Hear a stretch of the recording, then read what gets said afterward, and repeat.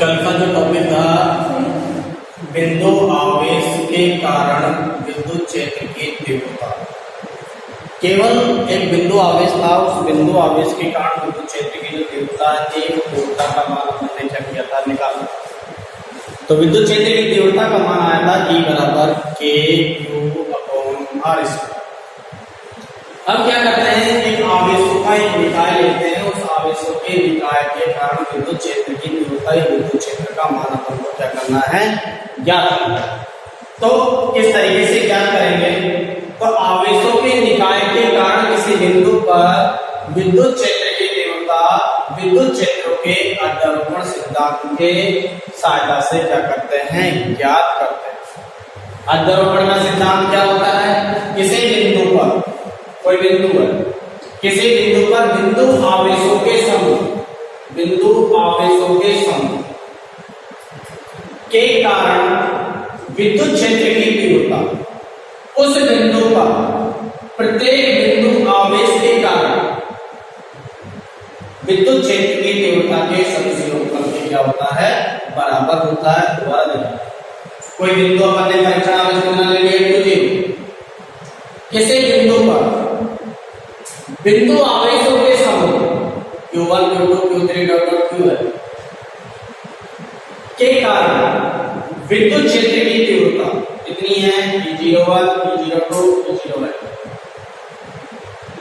विद्युत क्षेत्र की तीव्रता उस बिंदु पर प्रत्येक बिंदु आवेश के कारण विद्युत क्षेत्र की तीव्रता के सदिश योगफल की क्या होती है, बराबर होता है। क्या कहलाता है, विद्युत क्षेत्र के लिए अध्यारोपण का सिद्धांत कहलाता है।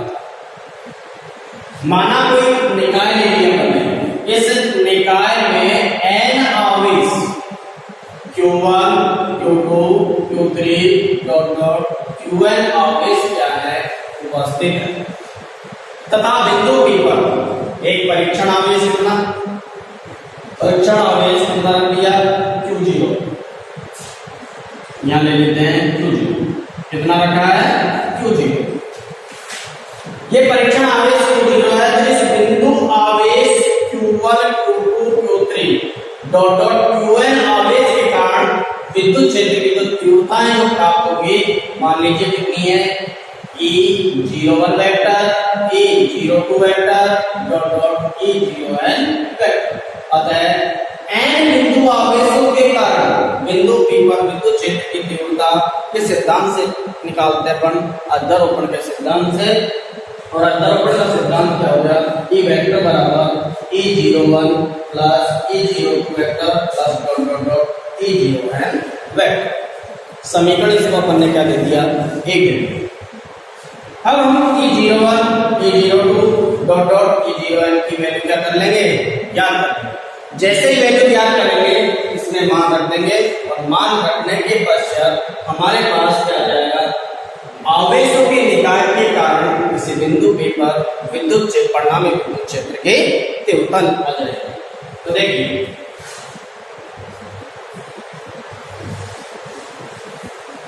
पहले अपन ले रहे हैं Q1 आवेश के कारण,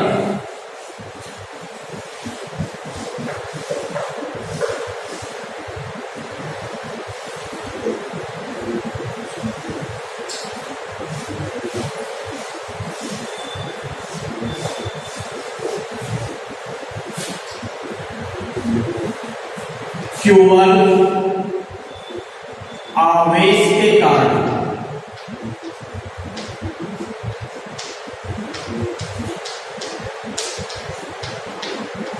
यहां पर निकालेंगे अपन बिंदु P पर,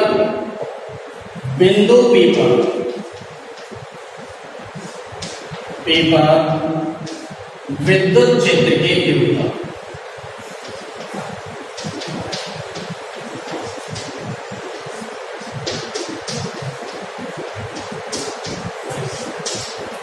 कितनी विद्युत क्षेत्र की तीव्रता है, Q1 आवेश के कारण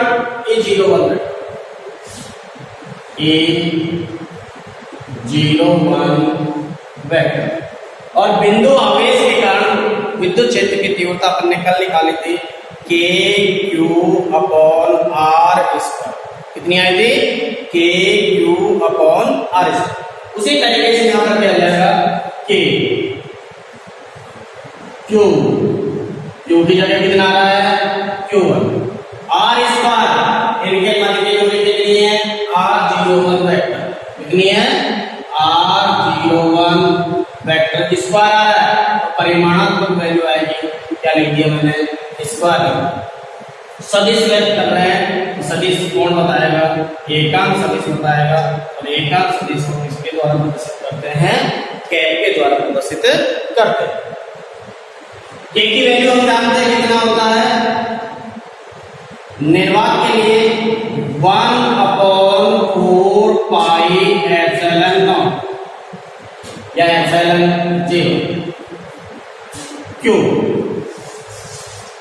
A01 वेक्टर बराबर के की वैल्यू है हमारे पास 1/4 पाई एप्सिलॉन 0, ये आ गया हमारे पास Q1 upon R01 square R01 cap, समीकरण नंबर कितना हो गया 2। इसी प्रकार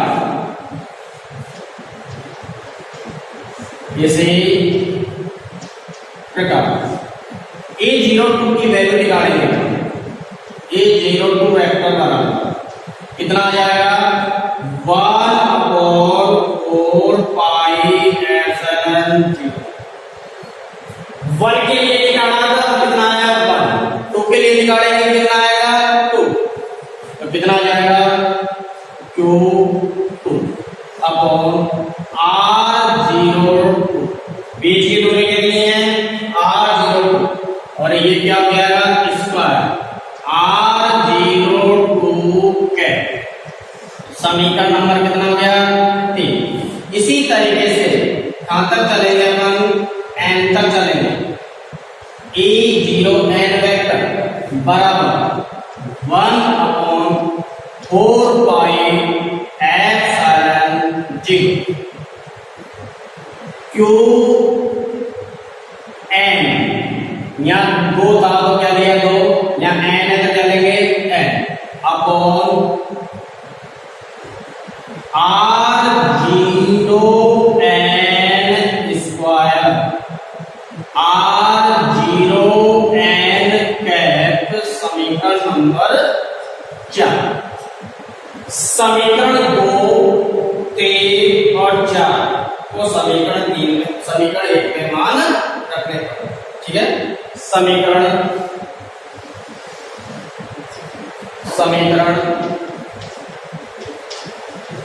2, 3, 4 से समीकरण 1 में मान रखने पर, इसमें वैल्यू रखेंगे ई वेक्टर बराबर A01 की वैल्यू हमारे पास 1/4 pi epsilon 0, 1/4 pi epsilon 0 Q1 upon R01 square R01 cap plus 1/4 pi epsilon 0 Q2 upon, इसकी वैल्यू कितनी है, A02 की ये वैल्यू है, इसको रखेंगे अपन Q2 upon R02 square R02 cap plus dot dot dot dot plus, ठीक है 1 अपॉन, अब क्या लिखेंगे n का मान लिखेंगे, n की वैल्यू कितनी है हमारे A0n वेक्टर के मान 1/4 पाई एप्सिलॉन 0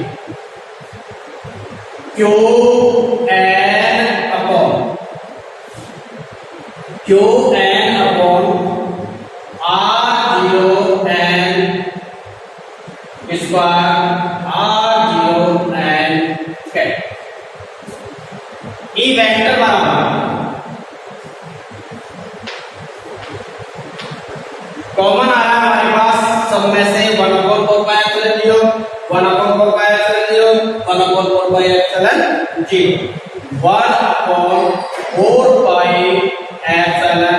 1/4 ये मैंने क्या ले लिया, सब में से कॉमन ले लिया। क्या बचा मेरे पास, Q1 upon R01 square plus Q2 upon R01 cap plus Q2 upon R02 square R02 cap plus dot dot dot plus Qn upon R0n square R0n cap. ये वैल्यू मिल गई हमको।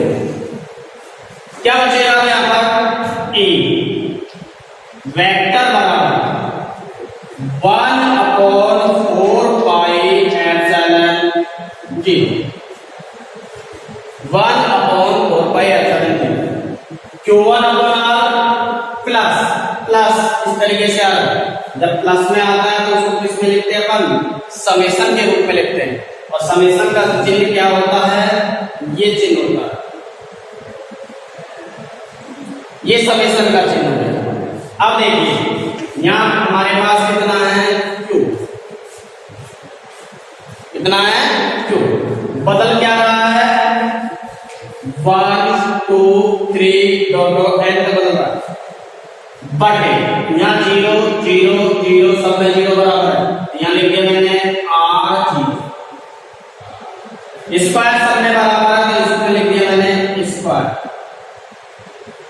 यहाँ R0 और कैप बराबर है, परिवर्तनशील क्या है, ये परिवर्तनशील है। अर्थात हम कह सकते हैं I में कोई ले लेता हूं, इसका जो मान है वो कहां तक बदल रहा है, n तक बदल रहा है। अर्थात I बराबर n। यहां पर क्या लिखूंगा मैं, I, यहां पर भी क्या लिखूंगा I, और यहां पर भी क्या लिखूंगा I। समीकरण नंबर कितना हो गया, 5। समीकरण नंबर 5। समीकरण 5, समीकरण 5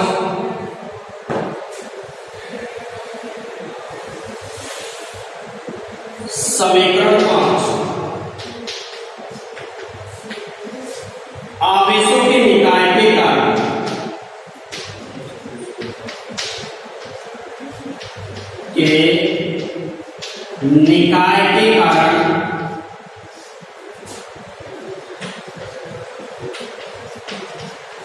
बिंदु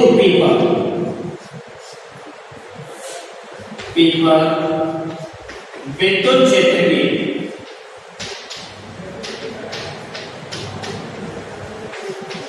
तीव्रता का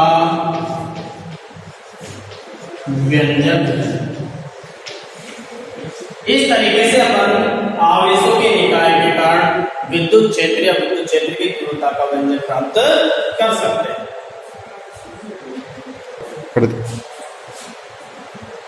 नेक्स्ट टॉपिक आता है वैद्युत द्विध्रुव। वैद्युत द्विध्रुव क्या होता है, दो आवेशों के परिमाण, दो आवेश कौन कौन से हैं, -q और +q, इनका एक परिमाण लेते हैं। दो आवेशों के परिमाण समान, इनके परिमाण कैसे होंगे, समान, तथा इनकी जो प्रकृति है वो प्रकृति कैसी होगी, विपरीत, तथा बहुत अल्प दूरी पर, अल्प दूरी कितनी है हमारे पास, 2a, बहुत अल्प दूरी पर क्या हो, स्थित हो, तो आवेशों के इस युग्म को, आवेशों के इस युग्म को, जोड़े को क्या कहते हैं अपन, वैद्युत द्विध्रुव कहते हैं। क्या कहते हैं, वैद्युत द्विध्रुव। दोबारा देखिए, आवेश, दो आवेशों के परिमाण समान तथा प्रकृति कैसी हो, विपरीत हो, प्रकृति कैसी हो, तथा ये अल्प दूरी पर स्थित हो, तो आवेशों के इस युग्म को वैद्युत द्विध्रुव कहते हैं।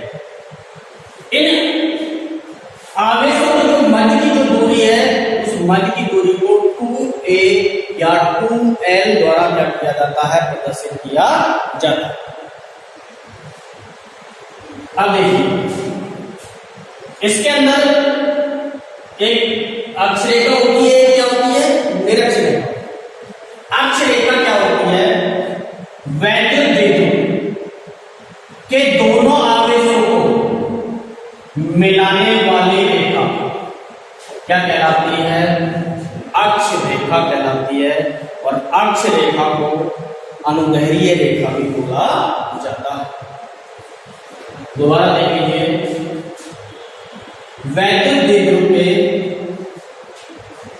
दोनों आवेशों को मिलाने वाली रेखा क्या कहलाती है, अक्ष रेखा कहलाती है। क्या कहलाती है, अक्ष।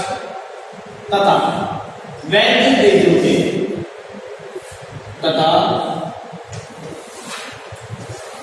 वैद्युत द्विध्रुव के दोनों आवेशों के मध्य, दोनों आवेशों के मध्य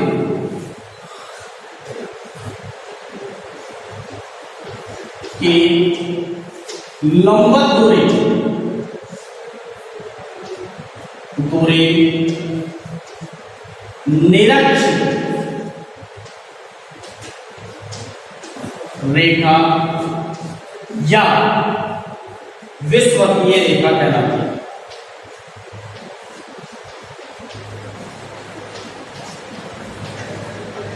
रेखा कहलाती है।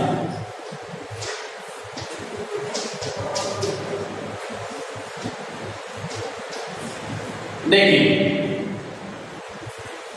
ये हमारे पास था -q, ये हमारे पास है +q। इनके मध्य की दूरी कितनी है, अल्प दूरी 2a। इस रेखा को तो बोलते हैं अक्ष रेखा। क्या कहेंगे, अक्ष रेखा। दूसरी बात है, दोनों आवेशों को मिलाने वाली रेखा के मध्य बिंदु, मैंने ले लिया मध्य बिंदु को के लंबवत, मध्य बिंदु हो के लंबवत जो रेखा है, वो रेखा क्या कहलाती है, निरक्ष या विषुवतीय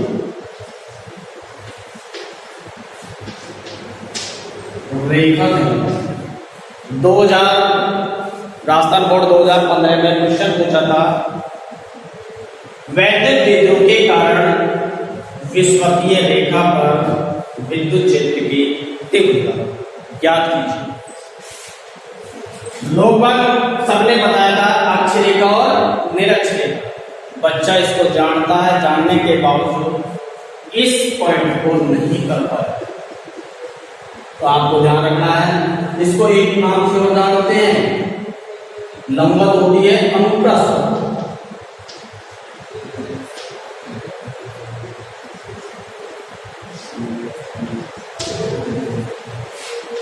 लंबवत को बोलते हैं, अनुप्रस्थ भी बोलते हैं। निरक्ष रेखा का नाम क्या क्या होता है, निरक्ष, विषुवतीय और अनुप्रस्थ। ये रेखा होती है अक्ष रेखा और अनुदैर्घ्य, अक्ष रेखा या अनुदैर्घ्य रेखा।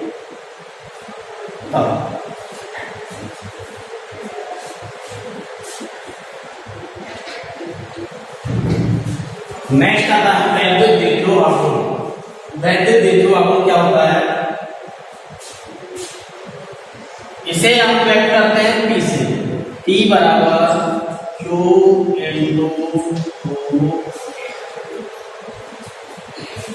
वैद्युत द्विध्रुव आवेशों का एक परिमाण ले लेते हैं अपन Q। इन आवेशों के मध्य की दूरी कितनी है, अल्प दूरी कितनी है, 2a। बीच में चिन्ह किसका लग रहा है, गुणा। क्या परिभाषा बनाएंगे? वैद्युत द्विध्रुव आवेशों के परिमाण, वैद्युत द्विध्रुव आवेशों का परिमाण तथा उन आवेशों के बीच की अल्प दूरी के गुणनफल के क्या होता है? बराबर होता है। क्या कहलाता है? वैद्युत द्विध्रुव आघूर्ण कहते हैं, या गुणनफल को वैद्युत द्विध्रुव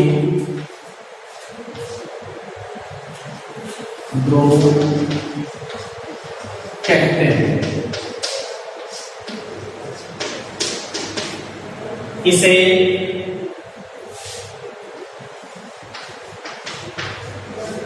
स्मॉल p द्वारा प्रदर्शित करते हैं।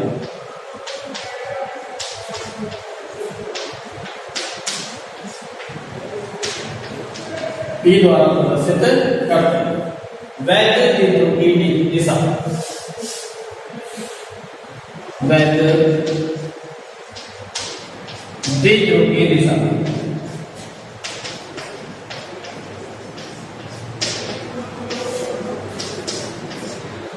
-q से +q की ओर होती है।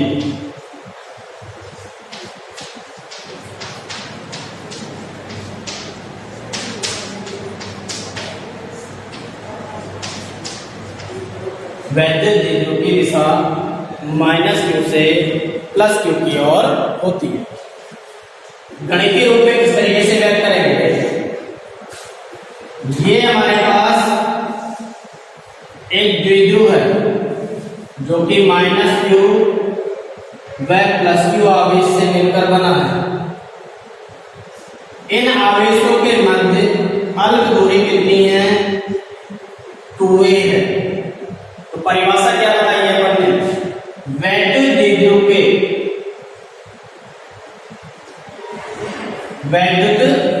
के द्विध्रुव आघूर्ण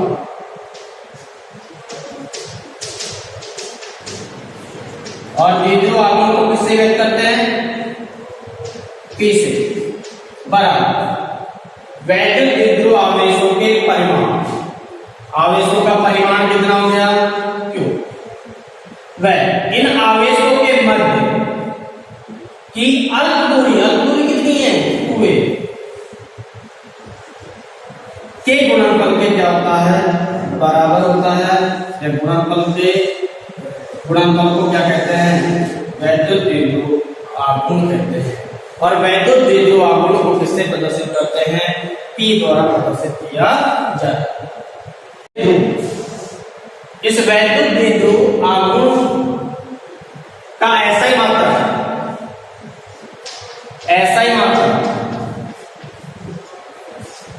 इसका ऐसा ही मात्रक क्या हो? आवेश का मात्रक होता है कूलम। आवेश का मात्रक क्या होता है? कूलम। बीच की दूरी का मात्रक होता है मीटर। तो वैद्युत द्विध्रुव आघूर्ण का ऐसा ही मात्रक हो गया कूलम इनटू मीटर। इसी प्रकार सीजीएस मात्रक,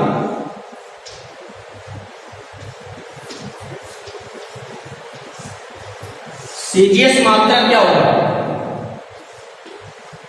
इधर देखिए, आवेश का सीजीएस मात्रक क्या होता है? State coulomb. क्या होता है? तो सीजीएस मात्रक क्या लिख देंगे अपन? State coulomb. बीच की दूरी, ऐसा ही मात्रक तो होता है मीटर। सीजीएस मात्रक दूरी का क्या होता है? सेंटीमीटर।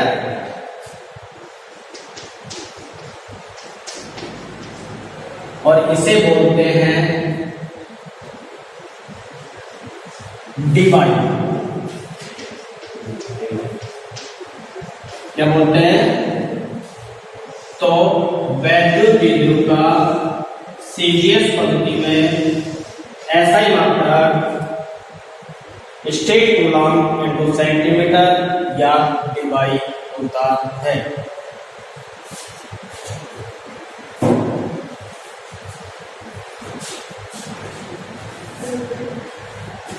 द्विध्रुव के कारण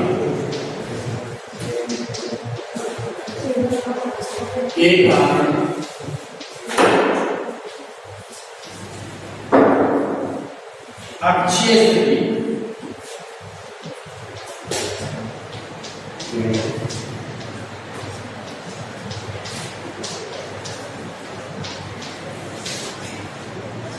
या अनुदैर्घ्य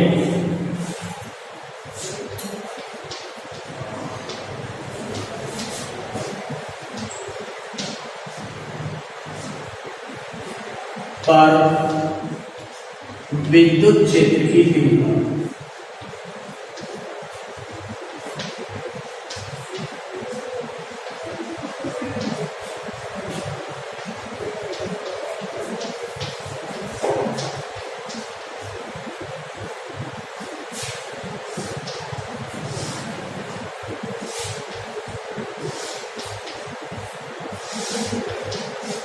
इम्पोर्टेंट परीक्षा की दृष्टि से इम्पोर्टेंट। वैद्युत द्विध्रुव के कारण अक्षीय स्थिति पर विद्युत क्षेत्र की तीव्रता देखिए, माना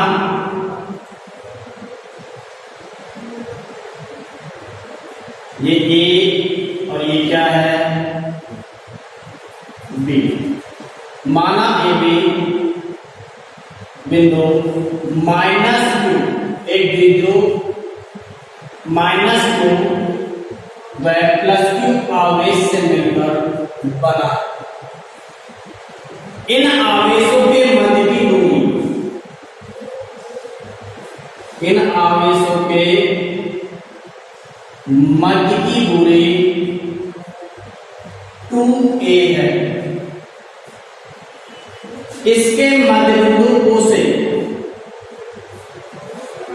इसके मध्य बिंदु O से स्मॉल r दूरी पर, स्मॉल r दूरी पर एक बिंदु P स्थित है। इस बिंदु P पर विद्युत क्षेत्र की तीव्रता की क्या करना है, गणना करना। और विद्युत क्षेत्र की तीव्रता की गणना करने के लिए इस बिंदु P पर एक परीक्षण आवेश क्या रखना पड़ेगा, Q0 रखना पड़ेगा। क्या रखना पड़ेगा, Q0। अब देखिए, माना +q आवेश के कारण विद्युत क्षेत्र की तीव्रता E1 है तथा माइनस आवेश के कारण विद्युत क्षेत्र की तीव्रता कितनी है, E2 है। तो मैंने बताया था पिछले जो लेक्चर था उसके अंदर बताया था, प्लस आवेश के कारण विद्युत क्षेत्र है वो विद्युत क्षेत्र क्या होता है, बाहर की तरफ होता है, और माइनस आवेश होने के कारण विद्युत क्षेत्र किधर होता है, अंदर की ओर। इस +q आवेश के कारण विद्युत क्षेत्र की तीव्रता किधर होगी, बाहर की तरफ। इस तरीके से क्या हो जाएगी, बाहर की तरफ। और इस आवेश के कारण विद्युत क्षेत्र की तीव्रता कितनी है, E1 वेक्टर। कितनी है, E1 वेक्टर। इस -q आवेश के कारण विद्युत क्षेत्र की तीव्रता कितनी होगी, E2। लेकिन आवेश कैसा है, माइनस। माइनस आवेश होने के कारण इसकी डायरेक्शन किधर हो जाएगी, अंदर की तरफ। किधर हो जाएगी, अंदर की तरफ हो जाएगी। ये कितनी हो जाएगी, दोबारा देख लीजिए। माना एक वैद्युत द्विध्रुव AB, माना एक वैद्युत द्विध्रुव AB -q व +q आवेश से मिलकर बना है। इन आवेशों के मध्य की दूरी कितनी है, 2a है। इसके मध्य बिंदु से स्मॉल r दूरी पर एक बिंदु P स्थित है। इस बिंदु P पर विद्युत क्षेत्र की तीव्रता की गणना करनी है। और विद्युत क्षेत्र की तीव्रता की गणना करने के लिए एक कोई परीक्षण आवेश को क्या करना पड़ेगा, बिंदु P पर रखना पड़ेगा। माना +q आवेश के कारण E1 वेक्टर और माइनस q आवेश के कारण विद्युत क्षेत्र की तीव्रता कितनी है? E2 वेक्टर प्लस q आवेश के कारण विद्युत क्षेत्र की तीव्रता किधर होगी? बाहर की तरफ, और माइनस q आवेश के कारण विद्युत क्षेत्र की तीव्रता किधर होगी? अंदर की तरफ। अब देखिए इनके बीच की दूरी कितनी है? 2a। तो ये दूरी कितनी बच गई हमारे पास? ये दूरी कितनी रह गई हमारे पास? उत्तर a कितनी रह गई? a। ये दूरी कितनी रह गई?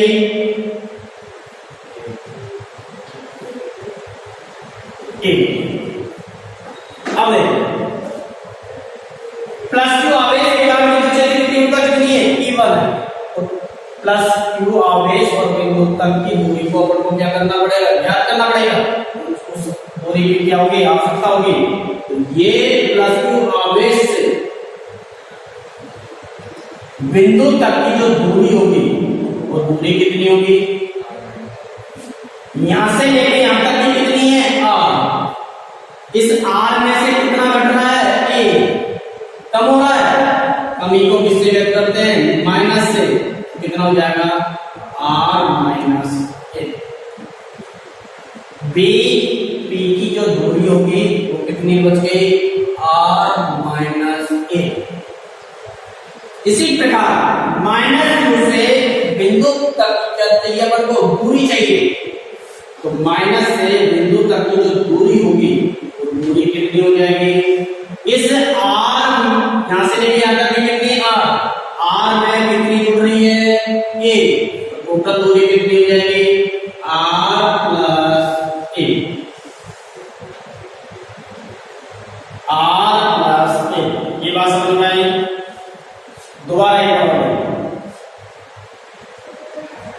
मैं इसको मिटा दूं, दोबारा देखिए।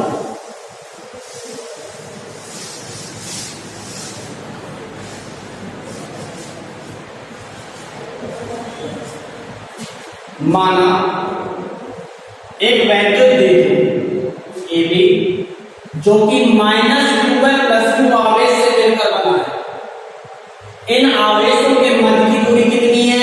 2a। इनके मध्य बिंदु O से, इनके मध्य बिंदु O से स्मॉल r दूरी पर एक बिंदु P स्थित है। इस बिंदु P पर विद्युत क्षेत्र की तीव्रता की क्या करनी है?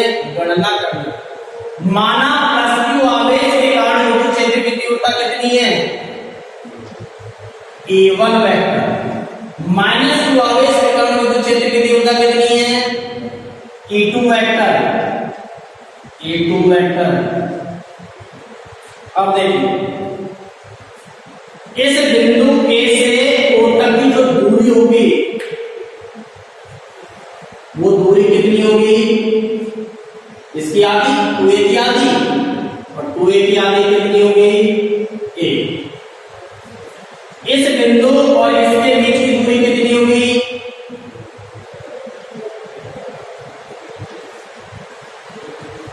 a। अब देखिए बिंदु से, बिंदु के बीच की दूरी चाहिए अपन को। यहां से ये दूरी चाहिए। मध्य बिंदु O से P तक की दूरी कितनी है? r। इस r में से कितना घट रहा है? a। तो घट रहा है तो क्या लिखूंगा मैं? Minus r minus a। इस बिंदु से इस बिंदु के बीच की दूरी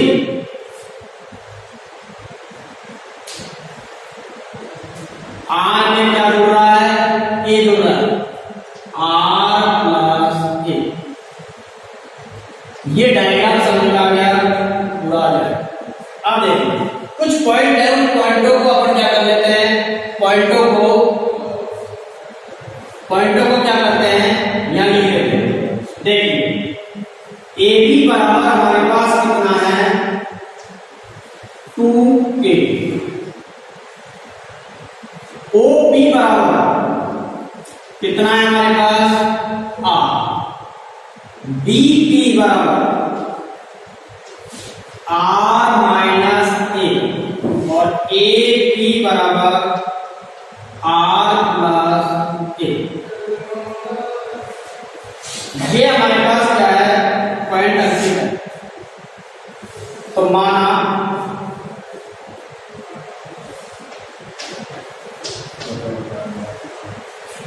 एक वैद्युत बिंदु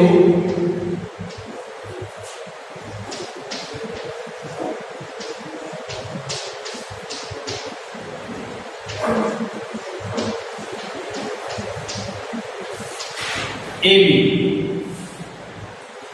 माइनस टू व प्लस टू आवेश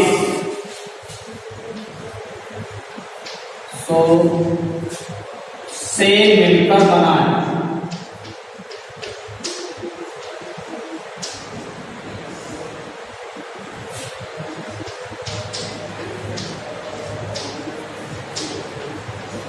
इन आवेशों के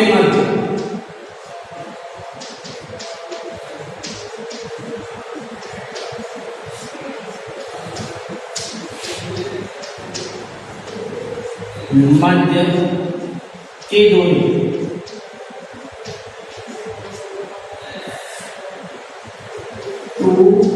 है। मध्य बिंदु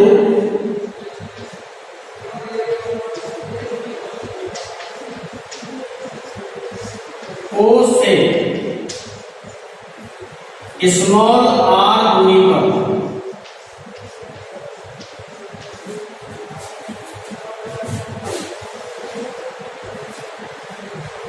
एक बिंदु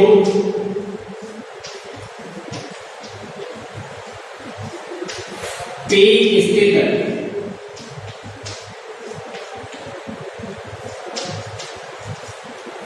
इस बिंदु P पर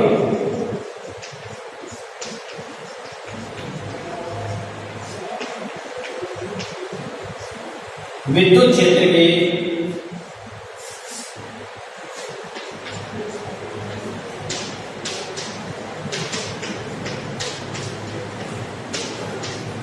तीव्रता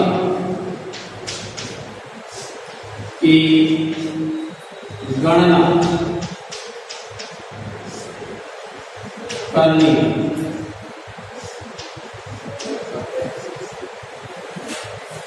माना प्लस क्यू आवेश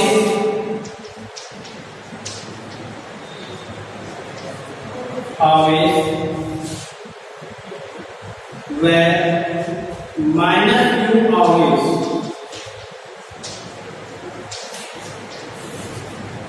के कारण विद्युत क्षेत्र की तीव्रता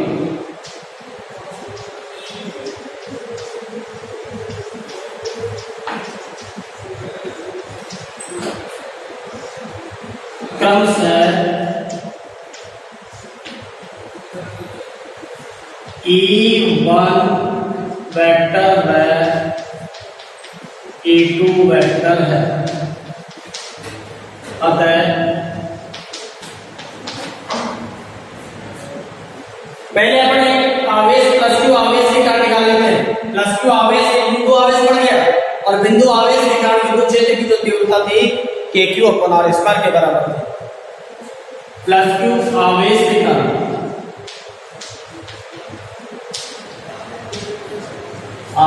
के कारण बिंदु P पर विद्युत क्षेत्र की तीव्रता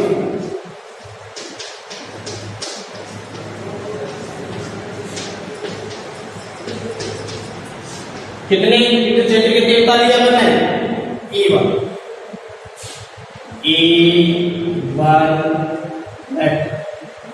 मैं इसका परिमाणात्मक वैल्यू ले रहा हूं, परिमाणात्मक वैल्यू बराबर E1 कितना आता है के क्यू अपॉन आर स्क्वायर, के क्यू अपॉन बिंदु आवेश तथा बिंदु के बीच की दूरी। कौन सी दूरी है? डी की। बिंदु आवेश तथा बिंदु के बीच की दूरी, वो दूरी कौन सी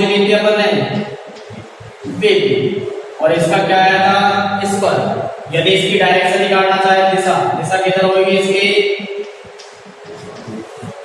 दिशा किधर जा रही है, बाहर की तरफ, तो यहाँ प्लस क्यू आवेश से बी से किधर चले जाएगी, पी की ओर, दिशा बी से पी की ओर,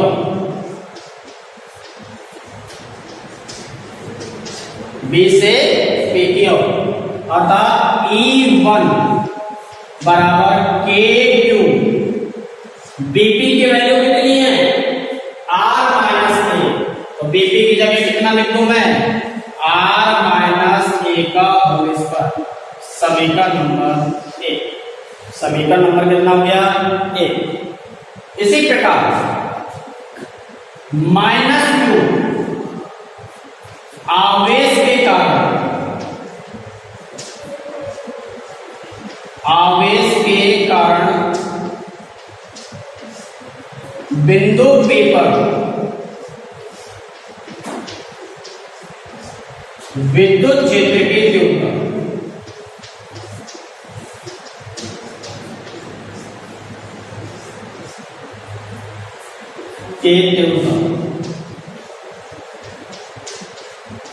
कितनी आ रही है विद्युत क्षेत्र की तीव्रता, माइनस क्यू आवेश के कारण विद्युत क्षेत्र की तीव्रता कितनी है, E2, तो कितनी आ जाएगी, E2।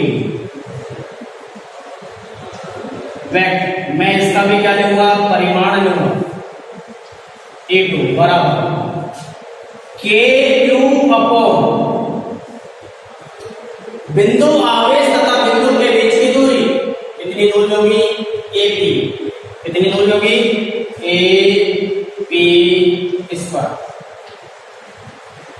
दिशा क्या बात करोगे, दिशा, दिशा देखिए अंदर की तरफ आई है, P से कहां चल रहे हैं, A की तरफ चल रहे हैं, दिशा जाएगी P से A की ओर, P से A की ओर, अर्थात E2 बराबर के क्यू, AP की वैल्यू कितनी है, R प्लस ए, R प्लस ए, इसका क्या कर देंगे, इस पर समीकरण नंबर हो गया 2, समीकरण नंबर 2।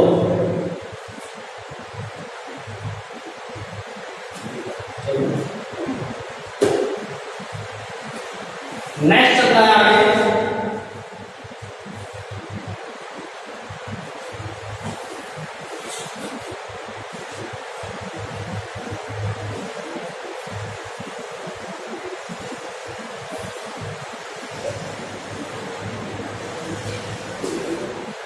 अब देखिए प्लस क्यू आवेश के कारण निकाल लिया, माइनस क्यू आवेश के कारण विद्युत क्षेत्र की तीव्रता निकाल ली, लेकिन अपन को तो क्या चाहिए, परिणामी विद्युत क्षेत्र की तीव्रता।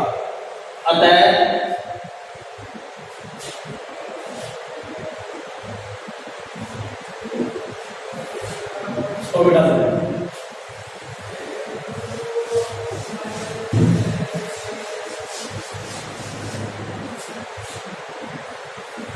अतः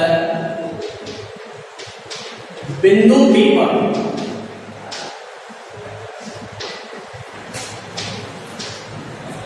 परिणामी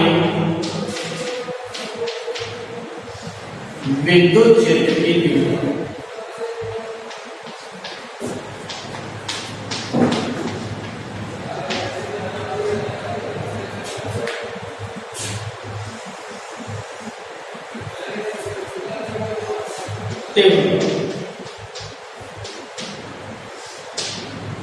परिणामी विद्युत क्षेत्र की तीव्रता मान लीजिए कितनी है,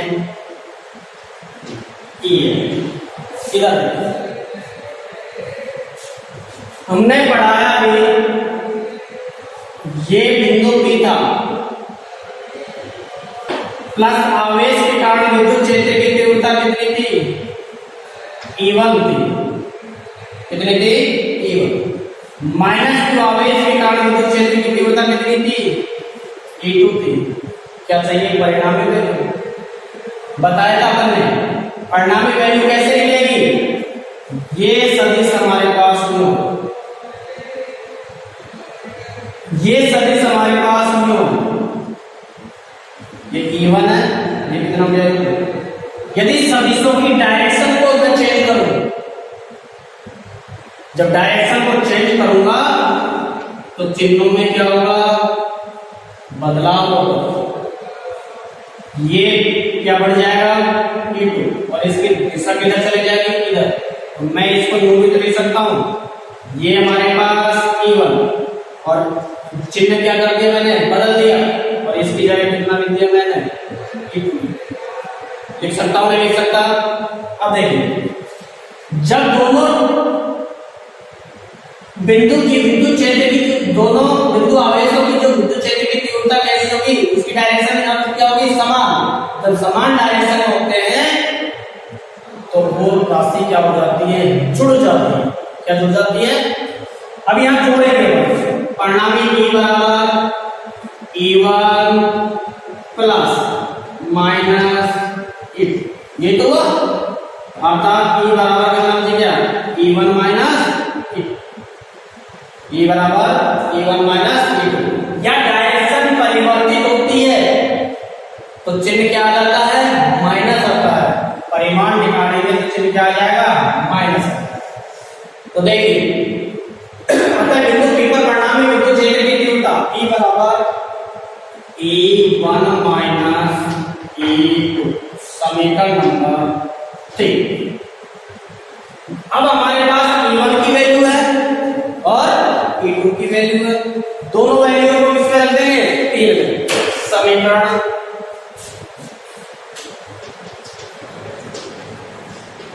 1 व 2 से समीकरण 3 में मान